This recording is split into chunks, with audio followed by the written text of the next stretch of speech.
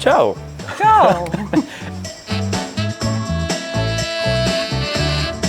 Ko tu te dari? Izgatavošu bulciņas, smalkmaizītes ar rozīnītēm.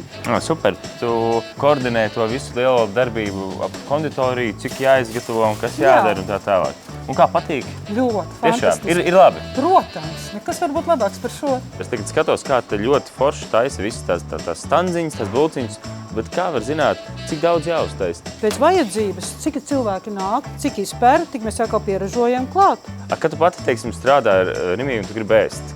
Degustācija mums noteikti jādegustē arī kādu bulciņu pa dienu. Bet tādas lielākas pusdienas, kā ir? Lielākās pusdienās mēs reiz dienā ejam. Ēdam telpā, mums jau porcijas ir saliktas. Es dzīvoju tālāk no tā Rimija, bet jābrauc uz viņu.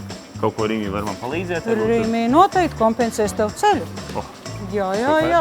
Šitais ir tas tavs īstais lolojums, tie deserti uzpūtenīši, jā. Un visi rodās tur, kur mēs tikko bijām? Šis viss mans roku darbs. Tu gribi teikt, ka šitādu kūku var uztaisīt? Jā, mierīgi. 20 gadu darbs stāšu nepavēl. Pīrādziņi ļoti garšīgi, krosāniņš, vispār fantastiski mutīgi kūstoši. Beidzam filmēt, ejam ēst. Ejam ēst.